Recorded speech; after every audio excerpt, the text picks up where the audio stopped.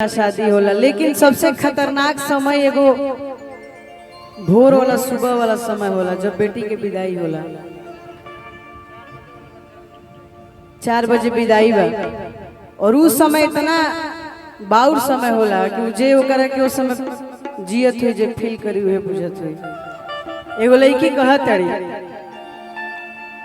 कि तेज जनी हमके महतारी हो। कहती लड़किया कि इतना दिन तोहरा घरे रहने कौन गलती कई नहीं कि दूसरा के घरे भेजत तड़ो। कि तेज जनी हमके महतारी हो, अरे बेटी हाई तोहर हम दुलारी हो। तेज जाने हमके महतारी हो, बेटी हाई तोहरो दुलारी हो। तेज जनी हमके महतारी हो, बेटी हाई तोहर हम दुलारी हो। तेज जाने हमके महतारी हो, बेटी हाई तोहरो दुलारी हो। और लड़की कहतिया बुद्धि ना विवेक बाटे नाही कोनो लूर हो, कैसे रह पाइब तहरा आचारा से दूर हो।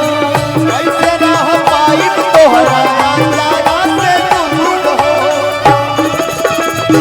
तोहरा आचारा से दूर हो। कहती है लड़की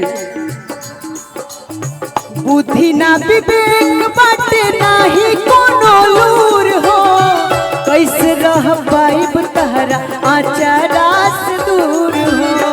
कैसे रह पाइब तोहरा आचारा से दूर हो, कैसे रह पाइब तोहरा आचारा से दूर हो।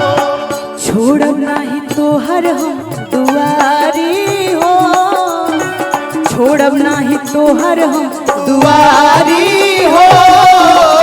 बेटी हाई तोहर हम दुलारी हो, बेटी हाई तोहर हम दुलारी हो। तेज जनी हमके महतारी हो, तेज जनी हमके महतारी हो।